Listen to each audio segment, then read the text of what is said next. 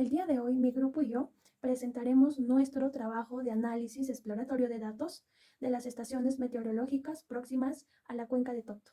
Lo primero que se desarrolló fue con la recolección de datos, la cual, como primero, fue usar la información de los geoportales del CENAMI y del ANA para ubicar las estaciones que se encuentran próximas a Topto. Luego se ubicaron 10 estaciones, de las cuales se seleccionaron 6 de ellas, teniendo en cuenta diversos factores como la suficiencia de datos, la ubicación, la zona climática. El tercero fue que las 6 estaciones tienen en común el periodo de 1980 a 2010, las cuales utilizamos 30 años de periodo para tomar estos datos en nuestro trabajo.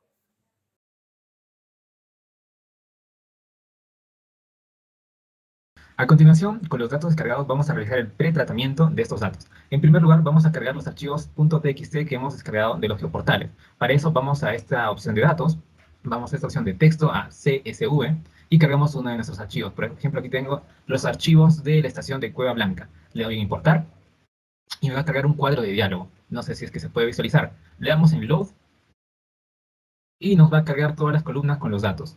Dato importante es que las dos últimas columnas pertenecen a datos de temperatura, tanto máxima como mínima. Por lo tanto, vamos a eliminarlos ya que no vamos a trabajar con esos datos. Vamos a proceder luego a añadir las etiquetas de cada una de nuestras columnas: año, mes, día y precipitación. Luego, vamos a utilizar la herramienta de buscar y seleccionar y damos a clic en la opción de reemplazar. Aquí lo que vamos a hacer es reemplazar todas nuestras celdas que tienen información que no ha sido registrada. Estas celdas tienen un valor de menos 99.9 y vamos a reemplazarlas por un espacio para que queden vacías y no puedan interferir con nuestros cálculos. Ponemos aquí reemplazar todos y nos sale que se ha hecho 274 reemplazos. Le damos clic en aceptar y cerramos este cuadro. Ahora que hemos limpiado todos los datos que han sido faltantes, entre comillas, vamos a generar un cuadro de diálogo. Recordemos que hasta este momento no hemos completado ninguno de los datos que faltan, ¿de acuerdo? Para hacer nuestra tabla dinámica, vamos a hacer lo siguiente. Seleccionamos nuestras 4 primeras columnas, vamos aquí en insertar y tabla dinámica. Nos va a salir un cuadro de diálogo que nos da algunas opciones. Únicamente hay que hacer clic en hoja de cálculo existente y en el límite superior izquierdo en la que queremos que se pueda insertar nuestra tabla dinámica. Una vez que lo insertamos, vamos aquí en la parte derecha, vamos a arrastrar año en filas, día en columnas, perdón, mes en columnas y PP en valores. Una vez que tenemos todo esto de aquí, recordemos que nuestro periodo de estudio se sitúa de 1980 al 2010. Entonces, vamos aquí a deseleccionar todos los años que no pertenezcan a nuestro periodo de estudio.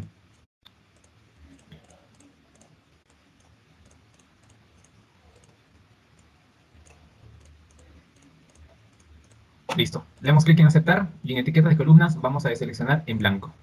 Ahora tenemos nuestros datos de manera mensual. Bueno, ahorita mismo tenemos en nuestra tabla dinámica datos del conteo de datos por mes. Por eso nos salen valores de 31, 28, 31, 30. Porque esa es la cantidad de datos por mes. Lo que tenemos que hacer es anticlic en nuestra tabla dinámica y ponemos aquí resumir valores, resumir valores por suma. Listo, aquí nos va a mostrar valores que son el resultado de sumar todos los datos que nosotros tenemos en ese determinado mes. Y aquí tendríamos nuestros datos mensualizados. Sin embargo, todavía hay nuestros datos faltantes y para eso se realiza la precompletación. La precompletación que nosotros hemos realizado es agarrar dos datos vecinos, promediarlos y con eso hemos hallado los datos faltantes en nuestro registro de datos.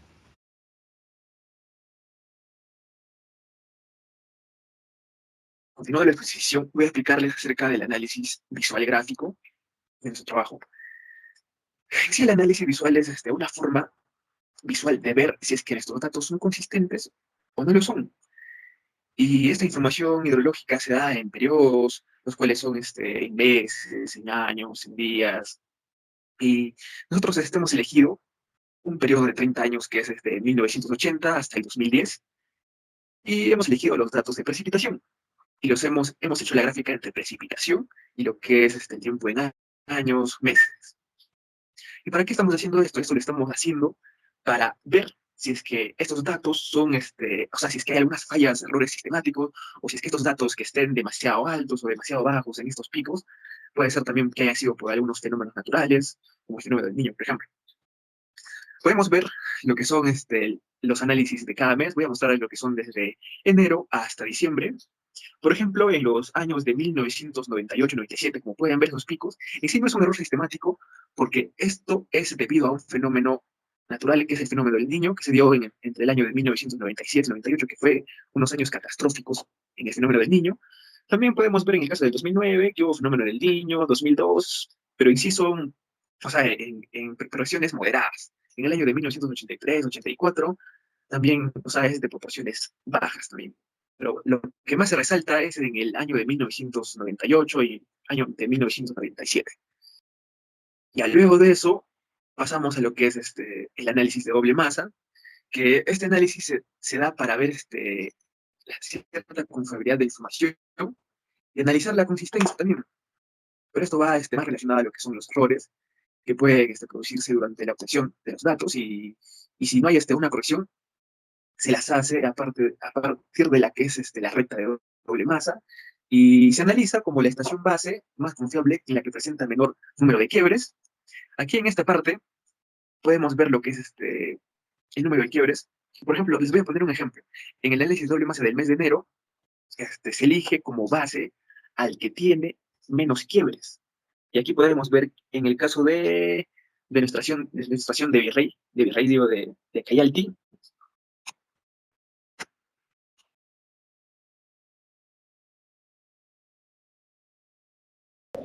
el análisis estadístico se hace justamente después de que se identifican los periodos dudosos en una muestra de datos, que a continuación les voy a pasar a explicar cómo se procedió para justamente identificar y procesar el análisis estadístico de los diversos datos de las estaciones que tenemos recopilados. Para hacer el análisis estadístico se divide a realizar el análisis de la consistencia de la media y de la consistencia de la desviación estándar. Para el caso de la media, primeramente voy a tener que mencionar que estamos, para el ejemplo, hemos cogido la estación de Porcuya de las 6 estaciones que se tienen, pero específicamente en el mes de enero. Entonces tenemos desde 1980 hasta el 2010 recopilados todos los datos de enero y se muestran a continuación. Lo siguiente vendría a ser una separación en dos submuestras de esta estación, los cuales presentan justamente esos periodos dudosos. Entonces se tiene que, la primera submuestra está descompuesta desde 1980 hasta 1994, componiéndose de 15 datos, y la segunda muestra sería de 1995 hasta el 2010, componiéndose de 16 datos.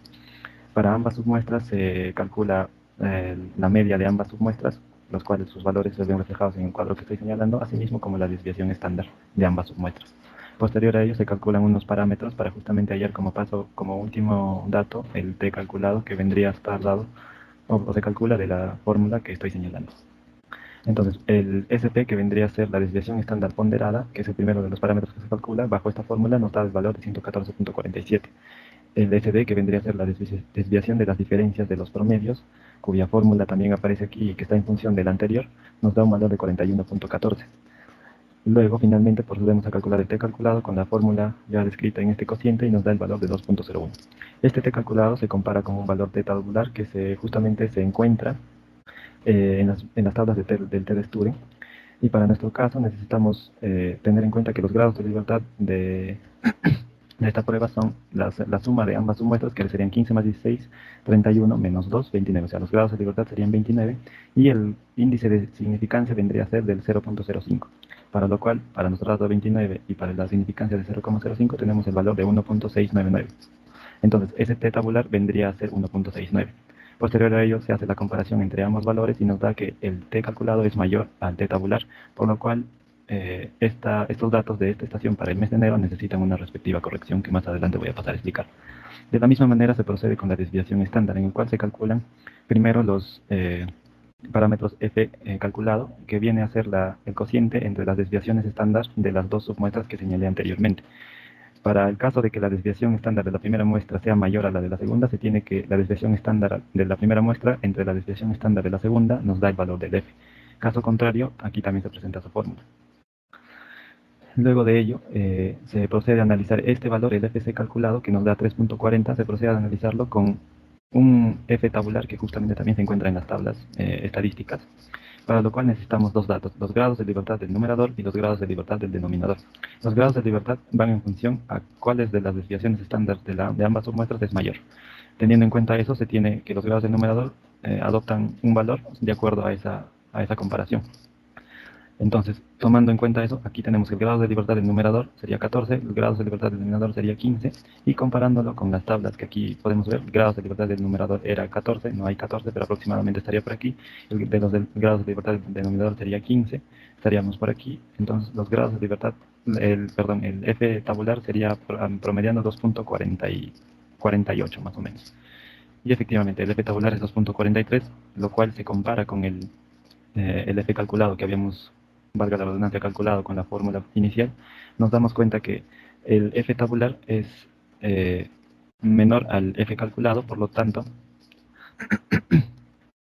uh, los datos de las desviaciones estándar de ambas submuestras eh, vendrían a ser estadísticamente desiguales, por lo tanto, se deben corregir. Y justamente a continuación vamos a hablar de lo que es la corrección de datos. Una vez definidas las correcciones, una vez definidas esas comparaciones y los resultados nos voten que tenemos que corregirlos, se procede de la siguiente manera para corregir. Esta vendría a ser la estación inicial con sus dos submuestras, los cuales necesitan corregir, para lo cual se tiene dos fórmulas. La primera es para corregir los datos de la primera submuestra y la segunda forma es para corregir los datos de la segunda submuestra, tal como se muestra aquí.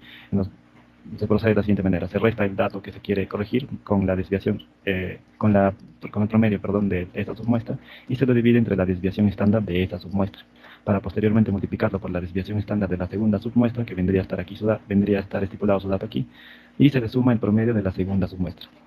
Entonces, para todos los datos de la primera submuestra se aplica esta fórmula.